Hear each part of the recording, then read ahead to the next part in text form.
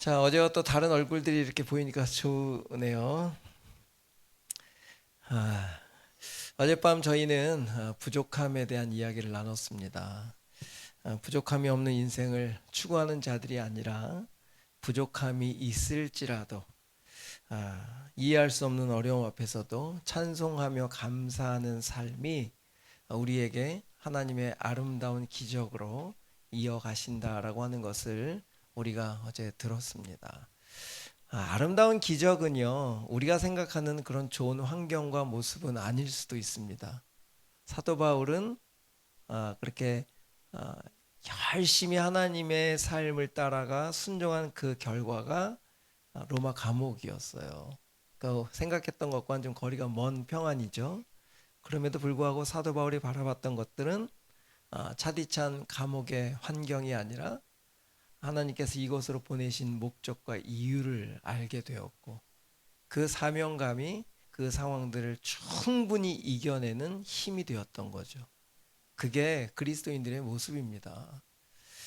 우리는 환경에서 누군가를 좋은 환경 속에 하나님을 믿었기 때문에 이렇게 되었다라고는 간증보다는, 하나님을 믿는데도 불구하고 환경이 잘 열리지 않지만 그럼에도 불구하고 이 시대에 우리를 부르신 하나님의 소명과 사명이 무엇인지 그것을 알 때 더 당당한 그리스도인이 되는 줄 믿습니다. 교회는 바로 그런 모습인 것 같아요. 제가 어제 여러분들과 말씀을 드리면서 사도 바울이 감옥에 갇혀서 에베소 교회 성도들을 향해서 편지를 보낼 때, 너희들 그렇게 교회에 문제가 있고 교회가 분열이 되고 교회 안에 이단들이 들어와서 그렇게 힘들게 하는 그런 상황 속에 좀 그들을 쫓아내라, 그들과 잘 구별해라, 이런 이야기를 하지 않았다고 했죠. 찬송해라, 감사해라, 이 두 가지의 방법을 알려줬습니다. 자, 에베소 1장 한번 찾아볼까요? 16절, 에베소 교회 성도들에게 이렇게, 에베소 1장 16절에 사도 바울은 문제를 바라보지 않았습니다. 에베소서 1장 16절, 우리 성경을 피는 순간 마귀는 벌벌 떨어요. 자기의 실체가 드러나기 때문에 우리가 성경을 피는 동안 우리 성령께서 또 역사하시는 줄 믿습니다. 에베소 1장 16절 다 같이 읽어볼까요? 시작. 내가 기도할 때에 기억하며 너희로 말미암아 감사하기를 그치지 아니하였다. 참 귀한 일입니다. 답답하고 힘들었을 수도 있지만 사도 바울은 현실과 상황에 마음을 두지 않고 시선을 두지 않고 하나님이 세우신 교회, 하나님이 시작하신 교회, 하나님이 이루실 것에 대한 기대를 갖고 감사를 했다라고 하는 거죠. 그래서 어제 예수님의 감사를 예를 들어 드렸습니다. 그렇죠? 오병이의 기적전, 또 나사로를 살리기 전에도 미리 감사를 드리시는 그 예수님의 모습을 통해서 우리가 감사가 기적의 열매라는 사실입니다. 기적이 감사를 일으키는 열매가 아니고, 세상은 기적이 있어야, 좋은 일이 있어야 감사의 물질도 드리고 감사하다라고 하는 표현도 하지만, 이 성경적인 감사는 감사가 기적을 일으키는 열매다. 꼭 기억하셨으면 좋겠습니다. 그리고 이 감사는 그냥 되지 않는다는 거예요. 사도 바울도 알았던 것 같아요. 골로새서 또 한번 찾아볼까요? 2장 7절 이렇게 좀 찾아가시면서 감사를 따라가 보면 좋을 것 같아요. 에베소 1장 16절을 연결해서 골로새서 2장 7절. 골로새서도 감옥에서 쓴 서신이니까 2장 7절 같이 읽어보겠습니다. 시작. 그 안에 뿌리를 박으며 세움을 받아 교훈을 받은 대로 믿음에 굳게 서서 감사함을 넘치게 하라. 여기 보면 감사가 믿음의 열매라는 거예요. 믿음이 없이는 감사가 안 된다는 거예요. 사도 바울이 알았던 것 같습니다. 우리가 그냥 외국인들처럼 땡큐 하고 하는 감사합니다라고 하는 일상적인 감사가 아니라, 실제로 사도 바울이 우리 주님이 드렸던 감사는 믿음 위에 있던 감사라는 거예요. 좀 다른 감사입니다. 이 감사를, 믿음의 감사를 드리는 건 쉽지 않아요. 그렇겠죠? 환경이 전혀 보이지 않는데 어떻게 감사를 드릴 수가 있겠습니까? 내 입에서 나오진 않죠. 하지만 우리 주님이나 사도 바울이나 또한 다윗이나 아직 환경이 열려지지 않은 상황에서도 믿음으로 드린 감사가 그들의 환경을 바꾸고 그들의 삶을 통해 놀라운 하나님의 일들이, 기적적인 일들이 이루어져 가고 있다는 거예요. 사도 바울은 갇혀 있어요. 근데 그곳에 쓴 이 기적의 편지들이, 이 편지들이 지금 2000년을 지난 저희들에게도 기적의 복음의 메시지를 전하고 있잖아요. 사람은 갇혀 있잖아요. 아무것도 할 수 없어요. 그럼에도 불구하고 하나님은 그 복음 안에 있는 자유를 이 서신을 통해서 전달했을 때 2000년이 지난 우리들에게도 동일한 이 감사의 능력이 오는 거죠. 여러분, 감사의 단어가 성경에 몇 번 나오는지 아십니까? 제가 찾아보니까 정확한 원어로 찾아본 건 아닙니다. 196번이 나온다고요. 196번. 이 성경에 감사라는 단어가 196번. 그런데 구약의 142번. 그 142번의 구약의 감사 중에 77번이 시편에 기록되어 있어요. 그 누가 제일 많이 감사했다는 거예요? 다윗이 제일 많이 했다는 거예요. 다윗의 일생 잘 아시죠? 얼마나 고통 속에 사울의 왕의 어떤 그 기득권 아래 힘들게 살아왔겠습니까? 그런데 그 다윗의 입에서 142번 중에 77번, 77번이 감사가 터져나왔다는 거예요. 그러니까 그냥 감사였을까요? 믿음으로 감사였을까요? 믿음으로 했던 감사죠. 그 나머지 196번 중에 142를 빼면 우리 신약에는 몇 번일까요? 와, 너무 정확하세요. 54번. 신약에는 쉬운 4번의 감사가 나오는데 그 중에 바울 서신에 48번이 나와요. 그러니까 가장 힘들게 살아왔던, 어제 우리 고린도후서 이야기 읽었잖아요. 11년 동안 1차, 2차, 3차 전도 여행을 통해 그렇게 고난의 시간들을 보냈지만 감옥에 갇혀서 그렇게 많은 시간들을 자기의 자유를 빼앗긴 상태로 있었지만 그 사도 바울의 입술을 통해서 48번이나 54번의 감사 중에 48번이나 이 바울의 입술을 통해서 하나님이 그 감사를 받으셨어요. 여러분의 인생이 그렇게 되길 축복합니다. 우리는 교회가 그냥 감사를 믿음으로 올려드리는 그 교회가 될 때 하나님은 공간의 크기나 사람의 숫자의 감사보다 더 큰 기쁨과 영광을 누리게 되는 거죠. 저는 이렇게 들어오면서 어제도 말씀드렸지만 참 따뜻했습니다. 그냥 따뜻했어요. 누군가 들어와도 이곳에 주님의 그 온기를 느낄 수 있는 그런 공간이 아닐까라는 생각이 듭니다. 우리들의 마음은 어떤 마음일지 모르겠지만 저는 여기 처음 왔잖아요. 충주라는 것도 처음 왔고 전주라는 것도 처음 갔고 저는 뭐 다 처음입니다. 전주는 좀 차가웠어요. 처음에 갔을 때 좀 차가웠습니다. 어제 간증을 들으셨던 분들은 좀 아시겠지만 담임을 하다 부목사로 가고 또 4년 후배 선임 부목사가 7년 후배 그 밑으로 제가 들어간 거예요. 나이도 지금 제가 60인데 근데 하나님의 부르심 앞에는 분명히 하나님이 행하실 것에 대한 믿음이 있었기 때문에 움직이기 시작했고 그곳에 갔을 때 첫 예배를 드리는데 제가 어느 부서를 맡을지를 몰랐습니다. 그런데 청년들이 그렇게 좀 그리웠어요. 그래서 청년부 예배를 가장 먼저 참석하게 됐죠. 저희 전주 안디옥교회는 비행기 경납고를 2개를 연결해서 예배를 드립니다. 그러니까 양철이에요. 양철. 여름엔 얼마나 덥고 뭐 비도 새고 근데 40년이 지금 지났어요. 그런데 거기에 60%를 선교비로 띱니다. 무서운 교회죠. 지금 2,000명, 3,000명 정도 이제 모이는 그런 교회에 재정이 몇백억이잖아요. 거기에 그냥 무조건 60%를 띱니다. 그러니까 그 교회가 한국 교회에 많은 영향을 미치고 있긴 해요. 기대가 있었죠. 그 교회에 대한 기대. 우리가 들었던 그 기대.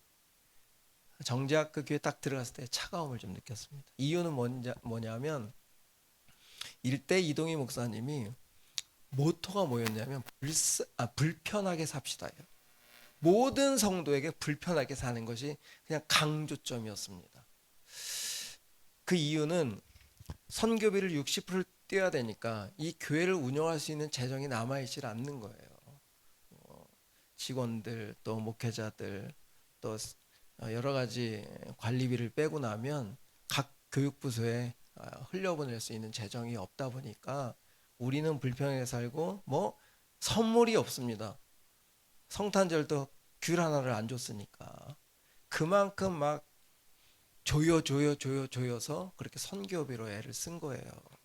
근데 여러분 제가 왜 차가움을 느꼈냐 하면 그 열심히 살아오신 자기의 생활을 막 쥐어짜서 자기가 먹지 못하는 것을 들여서 그 선교로 했던 그 마음을 제가 너무 높이 사죠. 그런데 채워지는 게 있어야죠. 이해되십니까? 우리에게 비커에 물이 이렇게 차곡차곡 채워져서 물이 흘러 넘치는 것이 진정한 그게 흐름이고 나눔이 되어야 되거든요. 근데 내게 없는 것, 채워지지 않은 것들을 흘려보내려고 하니까 얼마나 인위적이겠어요. 얼마나 노력을 해야 되겠어요. 먹고 싶은데 교회 안에서 먹을 수가 없어. 눈치가 보여. 근데 밖에 나가면 외식하는 자리에는 잘 먹고 교회 안에서는 못 먹고 이게 뭐예요? 그 성도님들이 교회 안에 오면 더 자유함이 없어 보이는 것을 제가 느꼈습니다. 청년들이 한 60명 정도 모여서 예배를 드리고 있었는데 저희가 이렇게 긴 경락고다 보니까 5줄이 이렇게 있는데 양 끝에만 이렇게 청년들이 한 30명, 20명 모여서 가운데 홍해인 거예요. 쫙 강단 앞에 메시지 하는 목사님과 나랑 단둘이 이렇게 아이들이 다 고개를 숙이고 나 저 어제 놀랬잖아요. 우리 아내한테 얘기하면서 아니 초등학생들이 어떻게 내 눈과 계속 마주치면서 이렇게 또랑또랑 말씀을 듣는지 여기 참 훈련이 너무 잘 되어 있구나 라는 생각을 하게 됐는데 다 핸드폰에 시선이 가 있고 고개 숙이고 자고 있고 오후 3시 예배다 보니까 피곤하기도 하겠죠.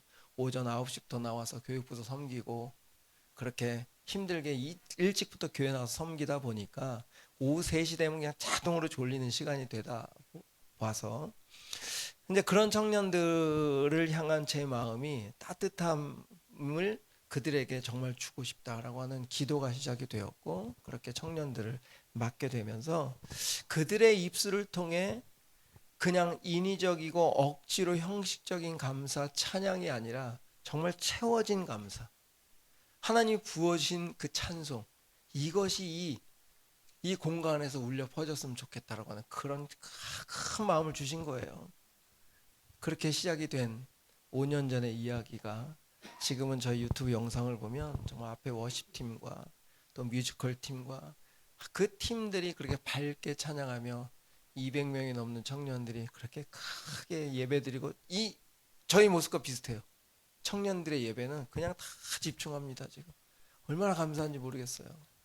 이 말씀의 능력인 거예요. 말씀에 이 사람을 살리는 능력이 인간에게 있지 않습니다. 오직 주님에게 있기 때문에 주님이 하시기를 기대하는 마음으로 주님이 정말 역사해 주기를 그 마음을 담아서 그렇게 나눌 때마다 그 청년들이 이렇게 변화되는 것을 보면서 하나님은 정말 살아계시구나.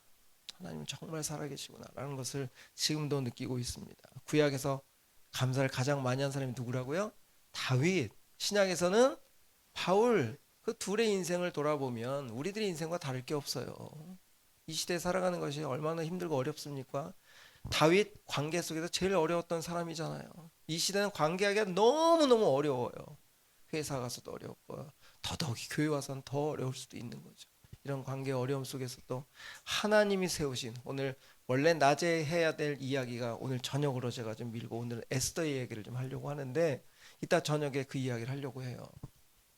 이 다윗과 요나단의 모습 속에서 하나님이 행하신 일들을 좀 이야기를 하려고 하는데 이렇게 하나님은 우리라고 하는 존재가 완전해지기를 원하는 것이 아니라 완벽해지기를 원하는 것이 아니라 그런 환경 속에서도 그런 어려움 속에서도 믿음으로 감사하는 인생이 될 때 그 인생들을 통해 하나님의 놀라운 일들을 누군가의 그 생명의 역사들을 일으키는 통로로 사용하고 계시다는 사실인 거죠. 여러분들이 그런 주인공이 되기를 축복합니다. 그런 주인공이 돼야죠. 이 땅을 살아가는데 이 한 번 호흡하는 이 호흡을 정말 생명을 살리는 호흡으로 살아가셔야죠. 나이와 상관없습니다. 지금부터 시작하시면 돼요. 자, 그렇게 하나님이 저라는 인생을 세상을 향한 호흡, 내 중심적인 호흡을 바꾸셔서 다른 사람을 돌아볼 수 있는 호흡으로 바꾸시고 다른 사람에게 이 생명이신 이 귀하신 주님을 나타내고 전할 수 있는 인생으로 바뀌면서 제 호흡 하나하나가 이제는 오늘이 마지막처럼 사는 인생이 되었어요. 제 전 카톡 프로필 사진에 보면 제 영정 사진을 이렇게 거의 한 달을 게재해 놨습니다. 정말 난리 났었어요. 여기저기서 막 전화 오고 영정 사진을 제 이렇게 직접 만들어서 했으니까 도대체 무슨 일이냐, 갑자기 어떻게 되신 일이냐, 막 제 진짜 죽은 줄 알고. 근데 제가 그 사진을 제 카톡 사진에 올려놓은 이유는 딱 하나였어요. 그걸 볼 때마다. 여러분 영정 사진은 누가 봐요? 내가 봐요? 남아있는 사람이 오는 거잖아요. 그 사람이 제 사진을 볼 때마다 참 귀했던 분이셔. 저분을 통해 내가 주님을 만났지.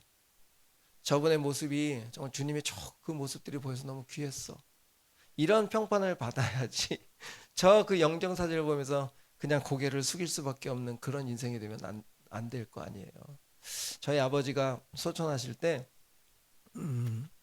그 영정 사진 앞에 수많은 복음을 듣고 인생이 변한 그 생명이 변한 분들이 와가지고 그 세브란스 병원에서 3일 동안을 장례를 하잖아요. 옆에서 항의가 들어올 만큼 저희 장례식장은 찬송가가 울려 퍼졌습니다. 모든 팀들이 와서 찬송하는 거예요.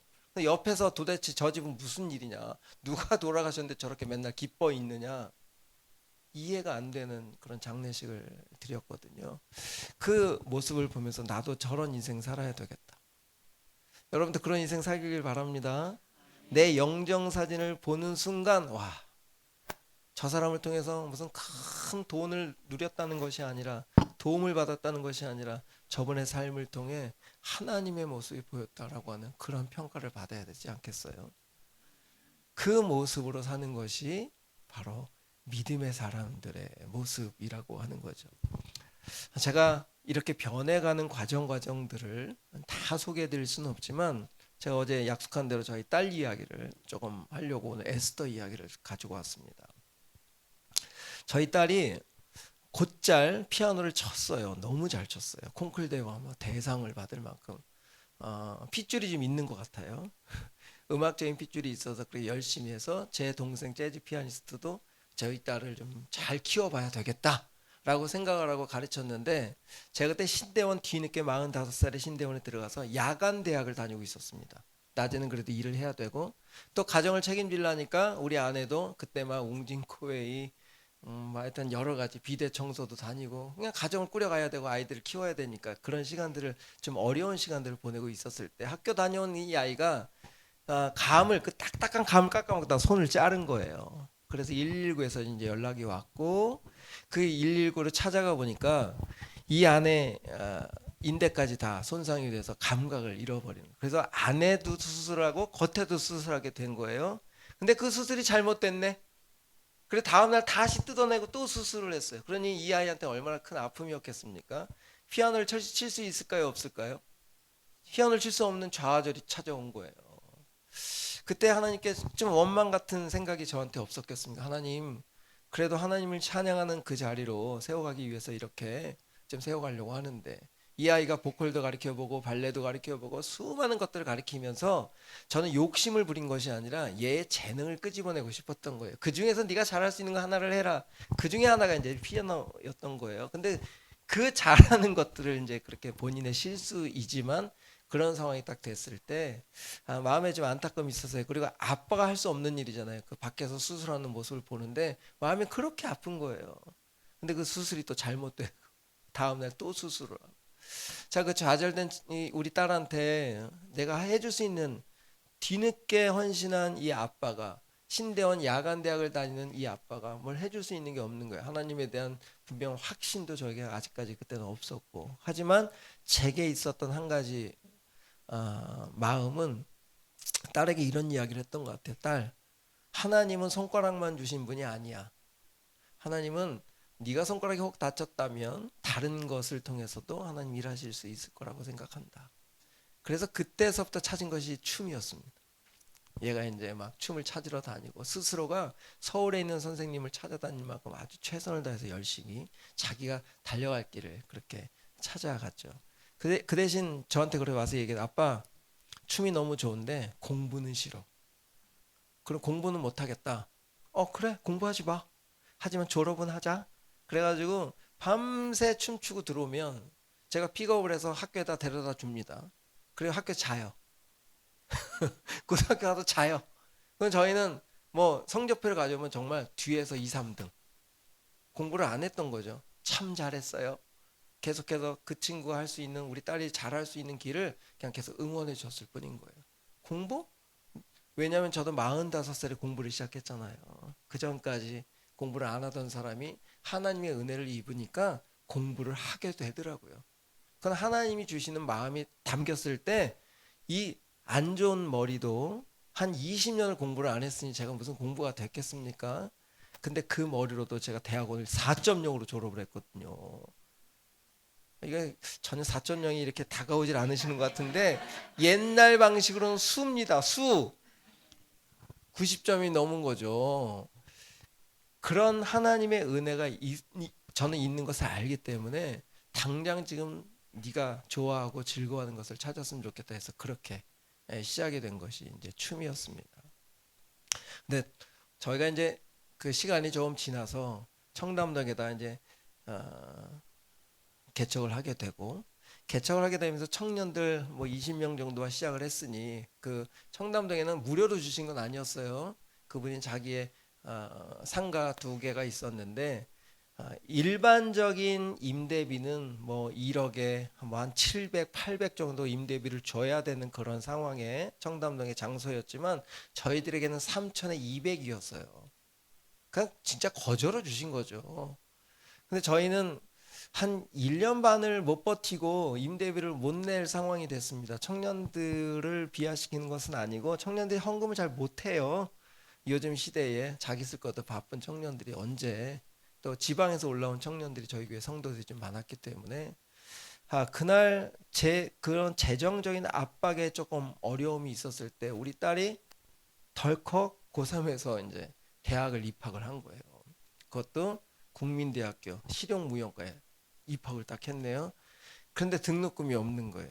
근데 이 당시 실용무용과는 콘서바터리라 나라에서 국가 지원이 안 되는 거예요. 그러니까 현금으로 무조건 뭔가를 내야 되는 상황인데 제가 기도를 얼마나 했겠습니까? 하나님, 이 아이가 그렇게 좌절 속에서 춤이라는 것을 해서 여기까지 왔는데 하나님 살아계시다면 이 아빠의 좀 자존심 좀 살려주십시오라고 하는 기도를 얼마나 했는지 몰라요. 근데 내일이 등록금이 안 주시네요. 우리 하나님 그냥 외면하셨어요. 제 입장에서는 안 주시는 거예요. 그 딸한테 2번째 시련이 온 겁니다. 자기 친구들은 다 입학을 했고 다 등록금을 냈는데 하나님을 그렇게 앞에서 선포하고 살아계시다고 얘기하는 이 아빠의 입이 이게 뭔가 좀 자존심이 상할 만큼 이 아이한테는 해결이 안 된 거예요.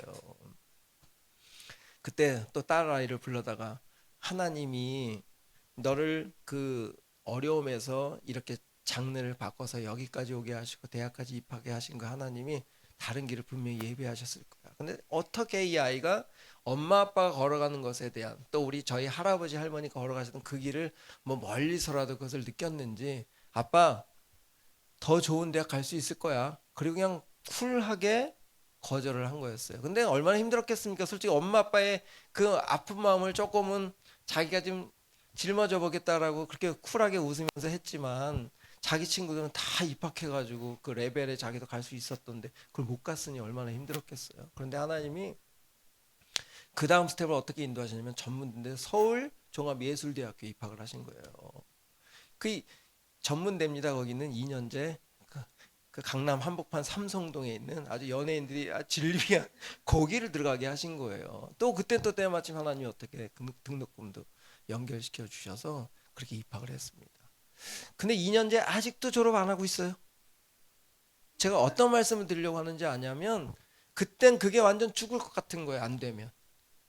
이 대학이 들어가야만 뭔가 해결돼야 될 것 같고 이것이 안 되면 하나님에 대한 원망과 그 큰 어떤 무게가 다 무너지는 것 같은 느낌일 수도 있는데 정작 그 대학이 그렇게 이 아이한테는 지금은 의미가 크지 않았던 않게 되었던 거 이유는 그 대학에 들어가는 동시에 하나님이 길을 열기 시작하는데 청아 가수부터 시작해가지고 백댄서로 시작해서 지금은 뭐 기라성 같은 그 많은 가수들과 함께 춤만 추는 것이 아니라 지금 춤을 가르치는 안무가까지 돼 있는 거예요. 그러니까 졸업과 관심이 없어요, 대학엔. 그러니까 우리가 다시 말씀드리면 당장 나에게는 이것이 해결돼야만 될 것 같은 그런 상황들이 너무 많지만 조금 지나고 보면 그것이 그렇게 큰 의미가 아니었구나라고 알게 되는 것들이 참 많은 것에 우리가 너무 마음이 뺏겨서 힘들어한다라고 하는 거예요. 그런 인생들을 이렇게 돌아보니 또한 저희가 하나님의 말씀 앞에 그렇게 월세도 못 낼 만큼 등록비를 못 낼 만큼 겉으로는 청담동의 목회라는 훌륭한 목사 같아 보이고 청년들이 막 4, 50명이 그 삼각교에 좀 바글바글 되는 그런 교회 같아 보였지만 실질적으로 저희들의 삶의 한 구석엔 그렇게 좀 차가움들이 좀 있었던 거죠. 말 못하는 그런 어려움들. 그런데 하나님이 어떻게 우리의 마음을 따뜻하게 인도해 가시느냐?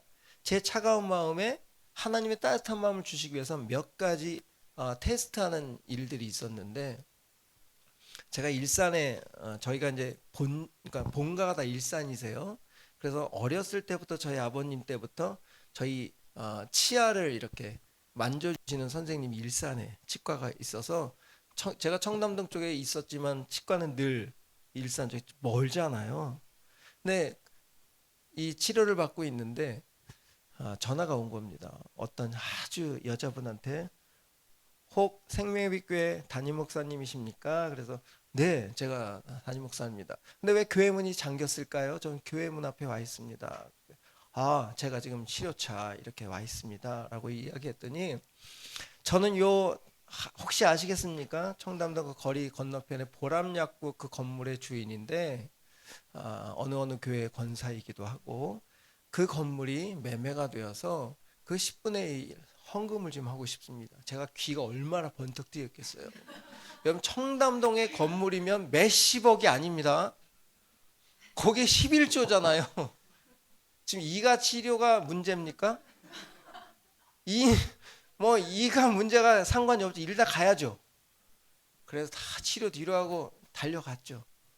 그래서 그분을 앞에 탁 놓고 만났는데 그분의 지갑에 이만큼 현금이 있고 이게 그 현금 앞에 이 권사님이 그러는 거예요. 이 11조를 다 드릴 수는 없고 제가 작은 교회 여러 교회들을 이렇게 나눠서 드리려고 하는데 제가 그래도 받은 은사가 있어서 목사님의 분량을 조금 알고 싶습니다. 그 분량에 따라 제가 헌금을 좀 드리고 싶다. 거기서부터 좀 이상해지죠? 근데 여러분 잘 생각해서 제가 돈에 좀 미쳐 있잖아요 지금. 이 사람이 눈에 한번 딱 멀잖아요. 안 들려요. 상황이 안 보이는 거예요. 그러니까 이분이 뭐라고 얘기하냐면 목사님 재정에 좀 부분들을 믿음의 분량을 자기 통장한테 한번 통장에 보내보라는 거예요. 근데 다행히 저희 재정 통장에 얼마 없었어요. 한 몇만 원 보냈습니다. 뭐가 없었거든요. 참 그런데 사기꾼이었어요. 그런 개척교회만 찾아다니는 사기꾼이었습니다. 그 강남에 그런 사람들이 꽤 있어요. 그런 작은 교회들만 찾아다니며 그 어려운 목회자들의 그 심리를 이용해서 사기를 치는. 저만 당한 게 아니더라고요. 저 같은 목사 좀 띨띨한 목사들이 좀 있었던 것 같아요. 띨띨하다는 것은 진짜 하나님이 하시겠다라는 은혜보다는 현실에 내 마음이 빼앗겨서 돈에 그렇게 마음이 빼앗기는 그날 그 다음날 주일날 제가 성도들 앞에 정말 사죄를 했습니다. 여러분 제가 여러분의 담임 목사입니다. 이렇게 돈에 따라 제 시선이 빼앗기고 마음이 빼앗겨서 그 잠깐의 유혹에 넘어가서 이런. 근데 그날 그 건물 주인이 뒤에서 같이 예배를 드렸어요. 그 옆에 100년이 넘은 청담 장로교회 장로님이셨거든요. 그분의 이제 건물이었었는데 근데 다 예배 끝나고 나서 저하고 사모를 부르더라고요. 사모님 목사님 그렇게 어려워서 말씀을 하시죠. 제가 그래도 그렇지 않아도 그동안 기도를 하고 있었는데 이 청년들이 이렇게 생명으로 숨쉬는 이 교회 이 월세를 받는 게 좀 마음이 좀 그랬는데 이제 월세 내지 마세요. 세상에 솔직하게 인간의 연약함을 드러내고 이런 목사니까 중보를 부탁하고 그렇게 마음을 나눴을 때 집주인이 바뀌어서 그 이후로 3년 동안 월세를 안 냈습니다. 세상에 월 200씩 내던. 근데 그분에게는 그 돈이 뭐 그렇게 크진 않았을 수도 있겠죠. 우리한테는 엄청난 기적 같은 일들이 하나님 보여주신 거예요. 제가 이 말씀을 드리는 이유는 목회자가 하나님의 말씀을 전하면서도 여전히 찌질하게 현실의 문제 속에 넘어지는 그런 모습. 그리고 한 영혼이 얼마나 귀합니까? 그쵸? 한 영혼이 들어오면 막 모든 시선이 다 쏠리잖아요. 교회가 좀 작다 보니까 뭐 그 사람에게 어떻게 잘해줘야, 막 그 사람을 어떻게 붙잡을까 막 그래 제가 목회자인데 이 영혼들이 떠날까봐 온전한 말씀을 선포하지 못하는 거예요. 그래 제가 우리 아내한테 쓴소리를 엄청 들었습니다. 귀에가 막 당신 목사야. 당신은 정말 해야 될 일이 강단에서 온전한 하나님의 말씀을 전해야지. 와 무서운 사람이죠. 하나님이 이렇게 객관적인 아내를 옆에 붙여주셔서 정말 자존심 상하고 나는 교회를 위한다고 하는 그 선한 프레임 안에 내가 진짜 할 수 없는, 그러니까 진짜 해야 될 일을 놓쳤던 거죠. 그렇게 개척 초기에 저희 연약함을 하나님께서 다 들춰주시는 거예요. 사람을 변화시키기 위해서는요, 우리 속 안에 있는 진짜가 드러나야 돼요.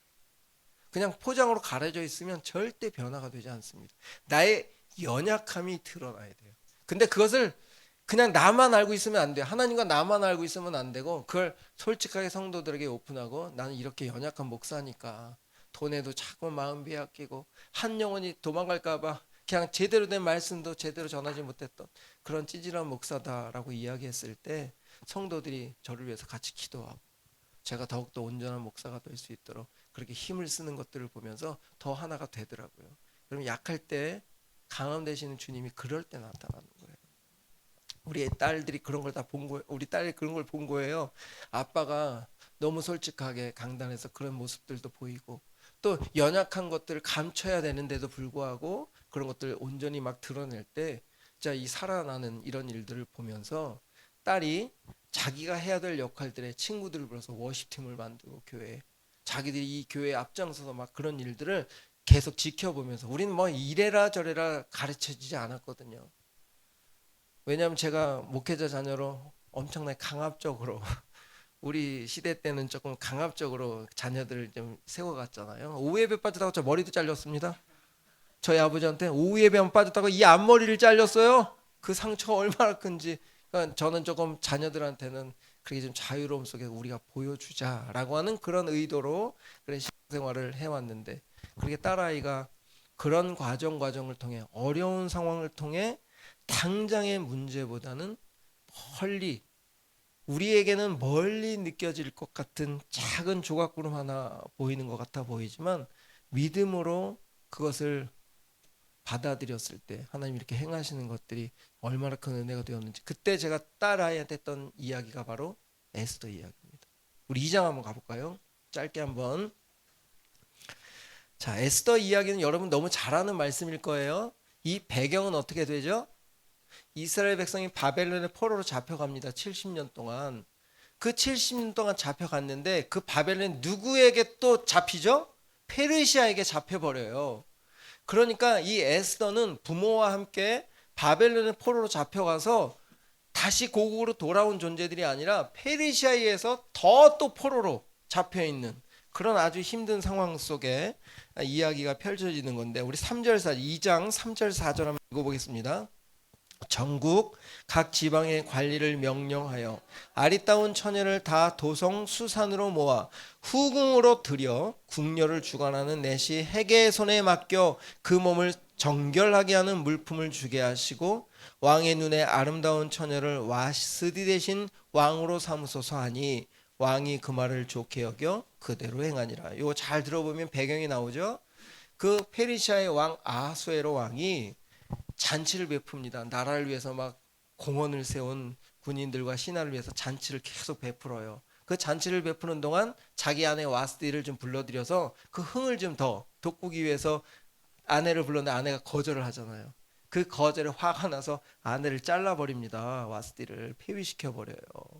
그 왕권이 그렇게 강력한 아하수에로 왕 그 시대에 신하들이 이때다 싶어가지고 자기 라인을 타고 싶어가지고 도성 127개 되는 그 성들의 주인들 신하들이 이때다 해가지고 페이드의 와스 대신 자기 라인들을 세우려고 자기 딸들을 세우려고 막 지금 혈안돼 있는 상황인 거예요.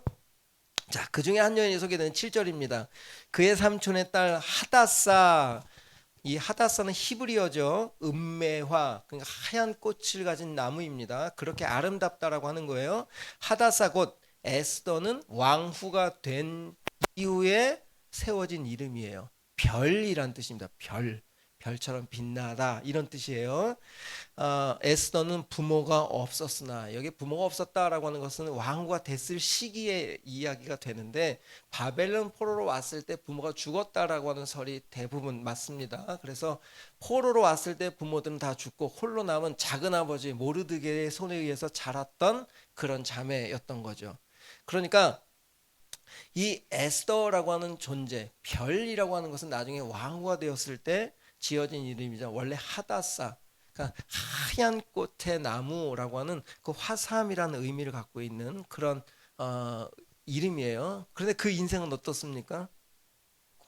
화사한 꽃은 아니잖아요. 포로인으로 부모도 죽고 가진 것 아무것도 없이 연줄도 없는 정말 그 어떤 세상의 힘을 얻을 수 없는 존재라는 것이 바로 에스더예요. 그래서 제가 딸한테 그런 거예요. 너 에스더다.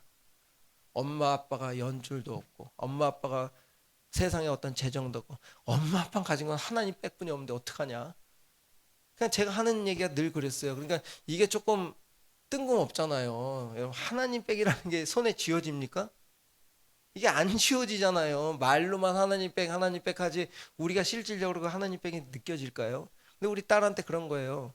네 손에 잡혀지지 않는 하나님 백은 말씀으로 일하실 거야. 너를 위해서 기도하는데 이렇게 에스더가 생각이 난다. 딸 이름이 하은이에요. 하나님의 은혜로 주신. 그래서 하은인데 하은아 너는 분명히 하나님의 에스더처럼 사용하실 거야. 난 너를 위해서 기도하는데 이 인물이 계속 떠오르더라. 여러분 여기 초등학생들 특히 우리 목사님 딸 너도 에스더다. 엄마 아빠는 일단 백이 없어. 하나님 백이 있어 근데. 응?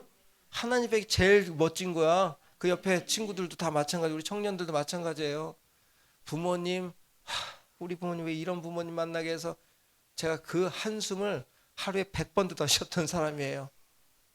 근데 진짜 하나님 백으로 저를 이렇게 사용하시는 거 보면 이 세상에 우리를 보내주신 통로로 부모를 사용하신 거지 백으로 사용하시지 않았다는 걸 꼭 기억하셔야 돼요.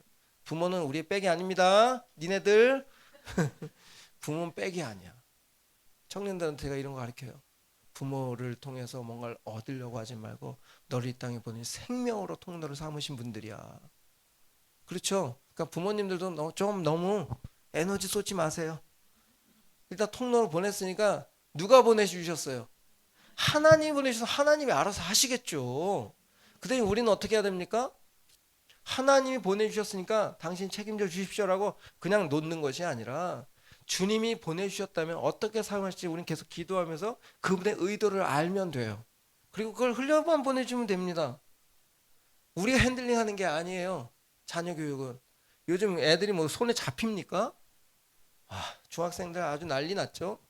안 잡혀요. 저희 청년들 200명 중에는 학교 선생님들이 꽤 많습니다. 근데 그 안에 벌써 초등학생들부터 폭력이 그렇게 많다는 거예요. 근데 애들 폭력에 누가 더 가입이 됩니까? 부모들이 싸워서 난리가 더 커집니다. 이런 부모와 자녀는 통로의 역할이고 사랑의 역할이지 통제야 자기 어떤 권한에 두는 관계가 아니라는 거. 그래서 부모를 떠나 이게 제일 중요한 거예요. 떠나라고 하는 것이 완전히 뭐 분리되라는 얘기가 아니잖아요. 문화가 바뀌어야 되고 새로운 문화를 인정해야 되고 부모 입장에서는 그런 관계를 유지해 가는 것이 부모의 입장이고 지금 제가 딸한테 그 세대를 어떻게 이해를 하겠습니까? 저희가. 그리고 지금 여기 127개의 기라성 같은 그 힘 권한을 가진 그 딸들이 들어왔어요. 거기에 에스더가 무슨 힘을 쓸 수 있겠어요? 외모적으로도 히브리인과 페르시아인의 이 외모적인 것은 게임이 안 됩니다.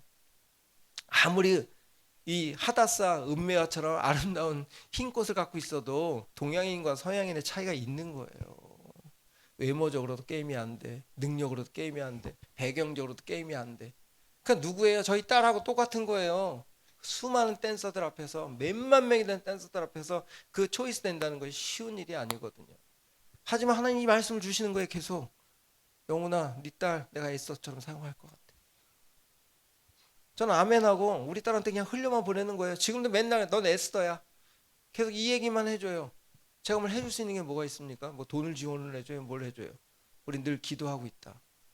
하나님이 너를 통해서 이 에스더를 사용했던 것처럼 이 시대의 그 어두운, 가장 화려하지만 가장 어두운 그 연예인, 그 가수들 세계에서 너를 통해 하나님이 빛을 비추실 거야.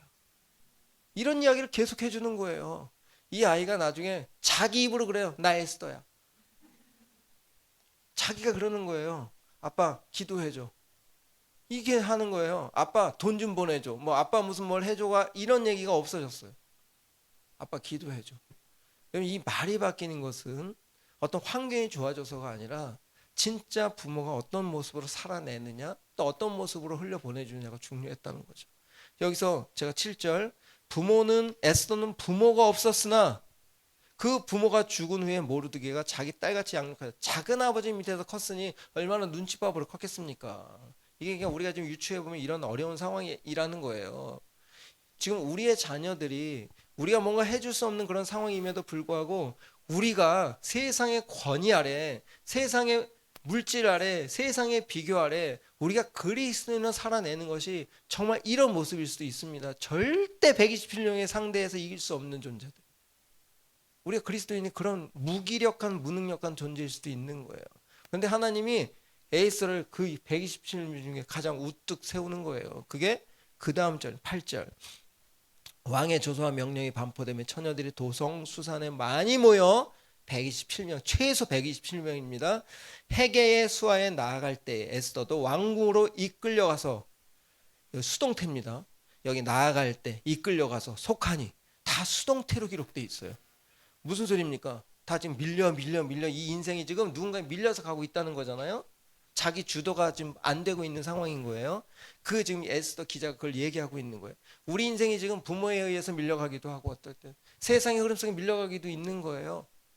어떨 땐 그리스도인을 살아가기가 너무 버거우면 그냥 흘려보낼 수밖에 없는 그런 상황. 그런 상황들이 얼마나 많겠습니까? 그러니까 에스더는 이 시대 자녀들의 모습이기도 하지만 우리 그리스도인의 모습이기도 한 거예요. 어떤 그냥 체념하고 이 세상의 큰 흐름 속에 그냥 몸을 맡길 수밖에 없는, 경쟁할 수밖에 없는 그런 청년들의 시대의 모습일 수도 있겠죠. 에스더는 모두의 이야기입니다. 이렇게 부모가 죽어 작은 아버지 손에 자란 것, 지금 왕비의 후배에 오른 것까지도 모두 누구에 의해서 지금 밀려 가고 있다라고 하는 거예요. 본인은 지금 까마득하게 모를 거예요. 왕비가 될 것을. 내가 왜 이 자리에 와 있는지, 내가 여기까지 왜 어떻게 와 있는지를 아무것도 모를 거예요. 근데 하나님 무슨 계획이 있으십니까? 우리는 다 잘 알지만 왕비예요. 왕비. 왕비뿐만이 아니라 다윗은 왕이었고 요셉은 총리였고 바울은 하나님의 복음의 이방인을 향한 그릇으로 하나님이 정해놓으신 그 자리로 무조건 세워 가시는 거예요. 그러니까 우리는 누구를 바라봐야 됩니까?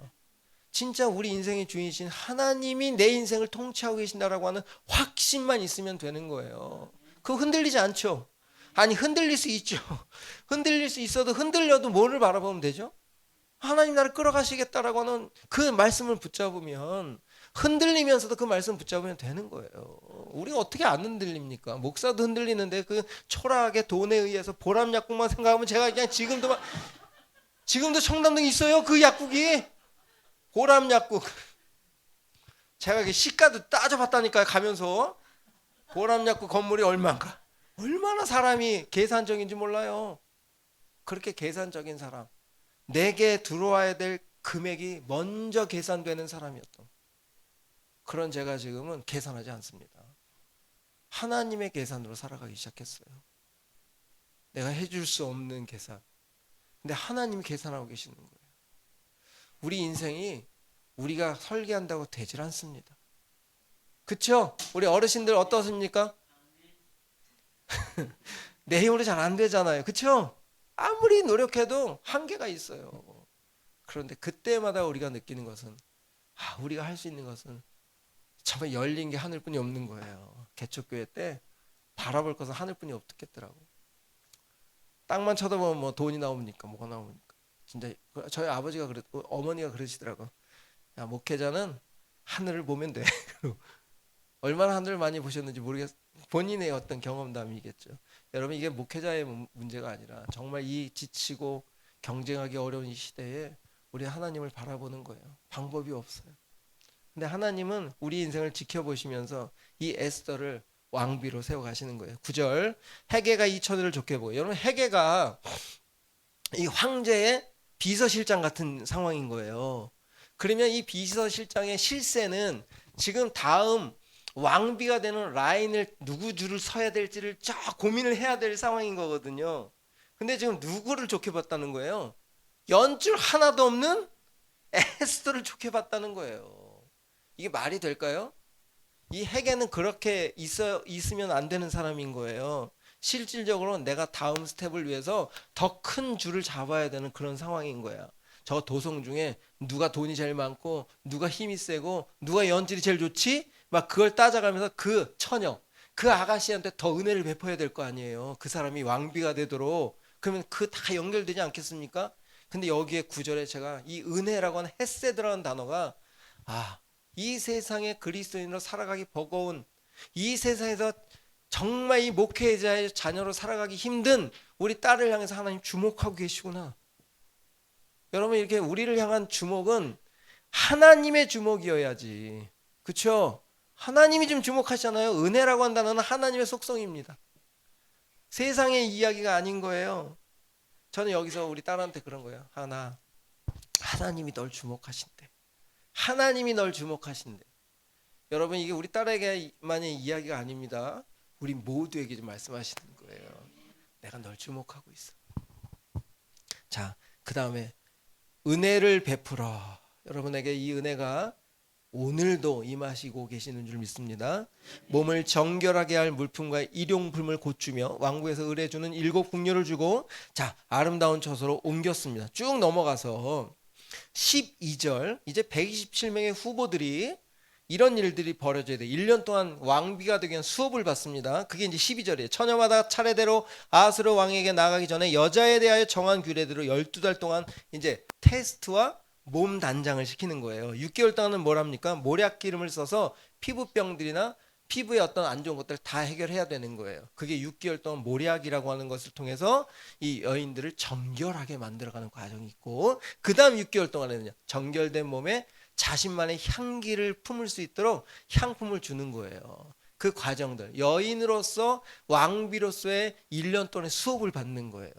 그런 과정들을 다 지나고 난 다음에 어떤 일들이 벌어지나. 13절, 드디어 127명의 왕비 후보자들이 왕 앞에 서는 날이 딱 옵니다.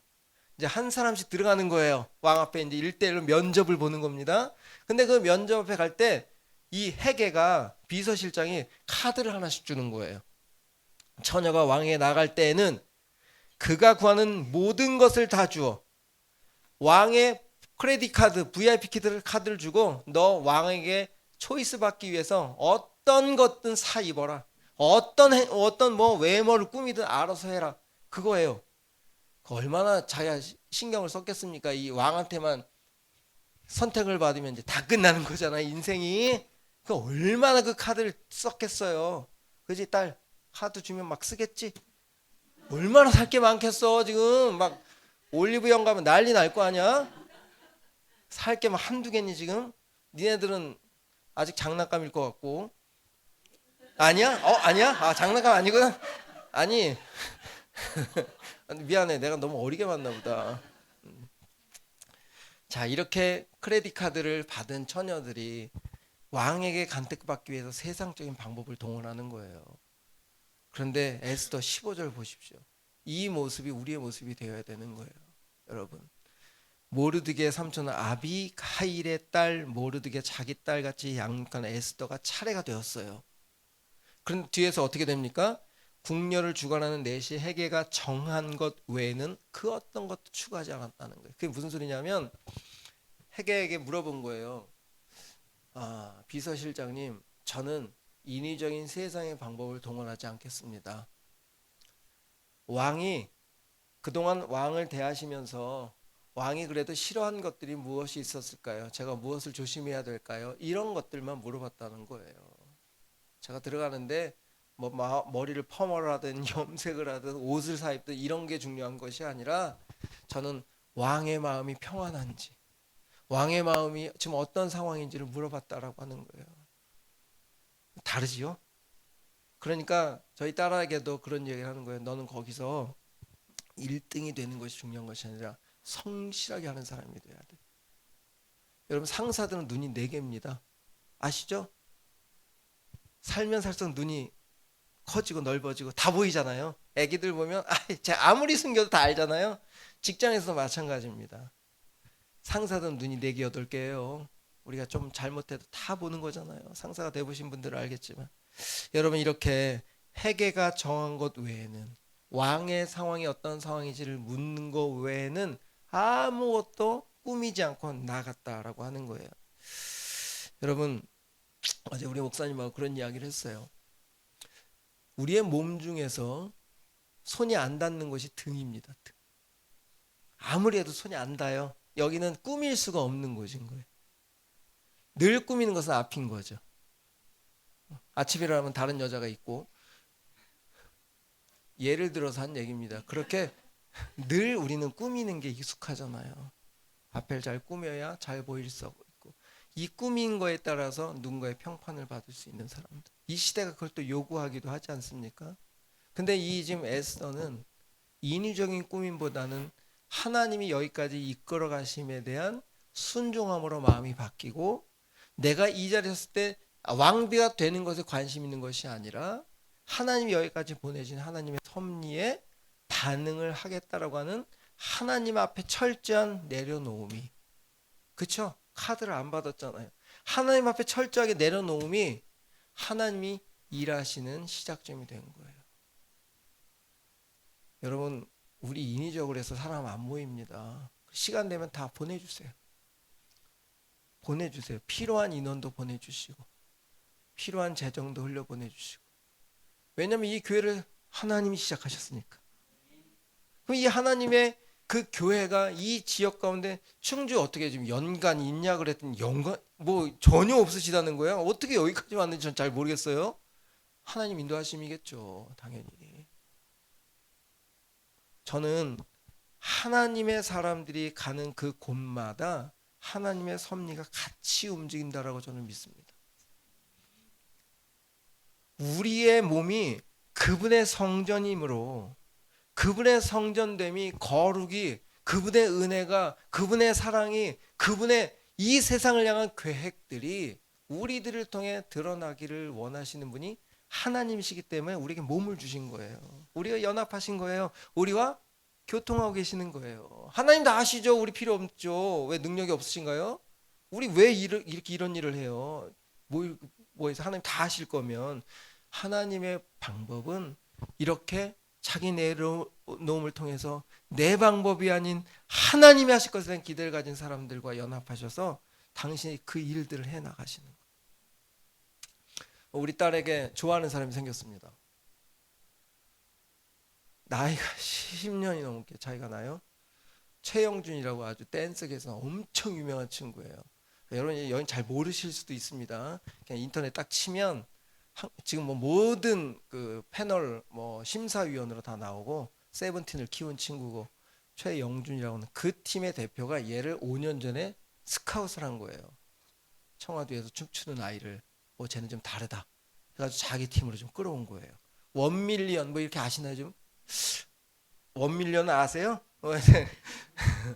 그러니까 아주 유명한 팀들입니다. 댄스 그룹에서는 거기에 스카웃이 됐고 5년 전에 거기서부터 지금까지 한 걸음 한 걸음 성실하게 하나님의 은혜 가운데 이 에스더처럼 그렇게 되게 얼마나 어렵겠습니까? 억척스러운 돈이 왔다 갔다 하는 시대이기 때문에 거기선 엄청 경쟁이 심해요. 모함도 많고 근데 그런 매일 울면서 전화하고 쉽지 않은 길을 걸어가고 있지만 하나님은 이 아이를 그 당시에 이 대표를 통해서 이 팀세임에 들어왔고 여기서 지금 SM의 레드벨벳을 가르치고 뭐 있지도 가르치고 뭐 하여튼 지금 거기까지 올라갔어.